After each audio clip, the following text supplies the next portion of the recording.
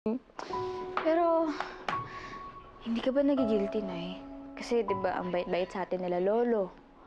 Tapos, lolokohin lang natin siya. Baka magalit pa sa akin yung pag nalaman niya hindi naman totoo yan. Huwag mo na isipin yun. Ang mahalaga, anak, maging prinsesa ka.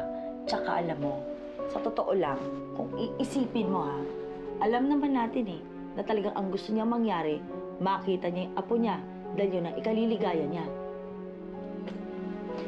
Sige na nga, Nay. May paya mo para matuyo, oh. Pero dahan-dahan lang. Huwag mo pilipitin, Nay. Para matuyo nga agad!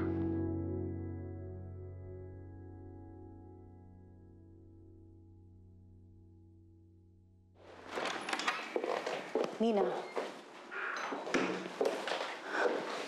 Nina, can we talk? I need you to go back to the Monte Claros. You think you can easily get rid of me?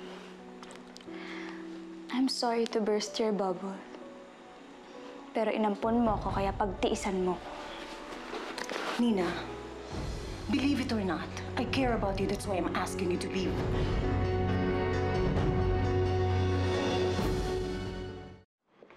Ana, magpahinga ka muna dun sa kwarto mo. Sigurado ako pagod na pagod ka na, ha? Lola, gusto niyo po masahihin ko po kayo. Magaling po ako magmasahe. Tinuruan po ako ng tatay ko nung nabubuhay pa siya. Ako po nagmamasahe sa nanay ko pag masakit yung ulo niya. Talaga? O sige, dun tayo sa kwarto ko, ha? Sige po. Ma'am Carmela! Ma'am Carmela! Ako, buti ho, dumating na kayo. Kasi kanina pa kayo inaantay ni Sir Sernan. Andun po siya sa library. Bakit daw? Ay, hindi po sinabi, ma'am. Ang sabi lang sa akin, oras na dumating kayo, sabihin kung inaantay niya kayo. O sige, mamaya na tayo, Ana, ha? Sige po. Ana! Doy! Uy, nakabalik na pala kayo dito ng nanay mo. Kamusta yung nanay mo?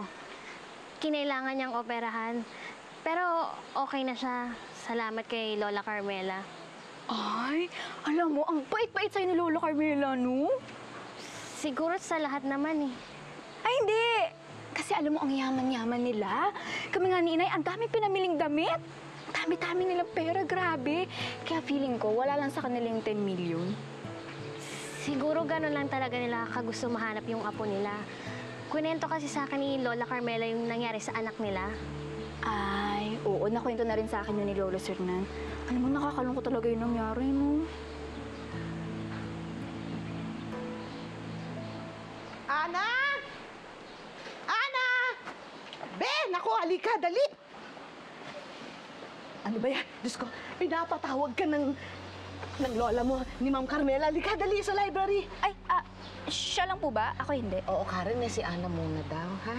Sandali lang, Karen, ha? Halika na ako, dali. Andun sa Saan library, po? inaantay ka. Halika.